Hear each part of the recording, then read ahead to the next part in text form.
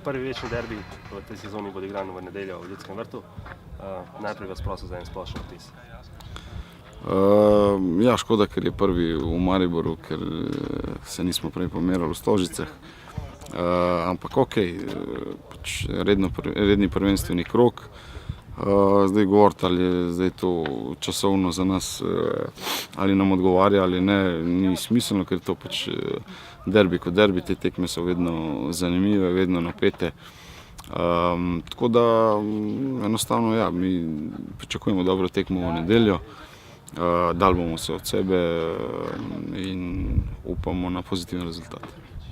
Ekipi sta se pred kratkim pridružila Apatič in Radosavljević, ki bosta v nedeljo že na voljo, sta že registrirani.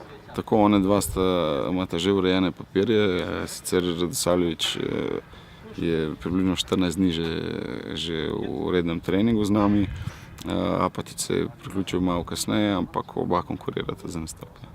Pa kako to vpliva recimo na ekipo? Vemo, da Radosavljević je izkušen, ima za sabo svetovno prvenstvo. Zaenkrat moram reči, da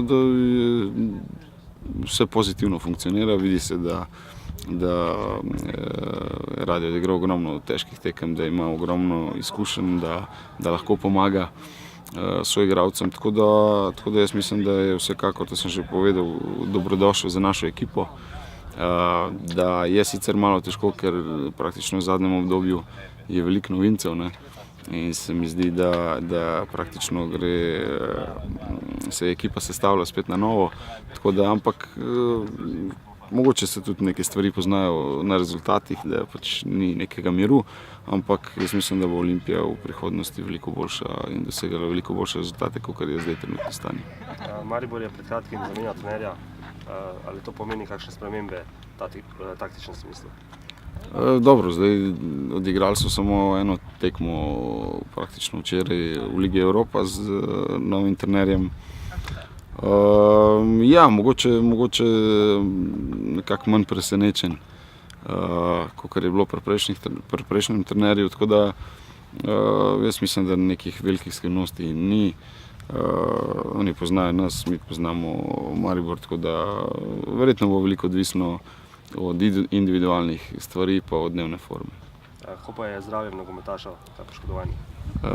Ja, zaenkrat več ali manj v veliki večini je vse okej. Veseli, da je tudi Božič dobil zeleno luč za normalen proces treninga in kar je v zadnjem tednu že opravljal.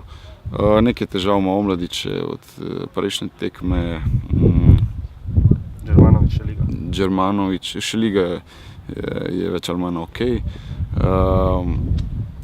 Đermanović je zdaj spet v rednem treningu, ampak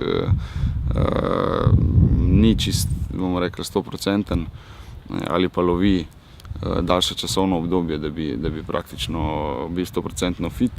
Nekaj težav je imel Gabriel tudi po zadnji tekmi, ampak do nedelje se bomo probali sestaviti.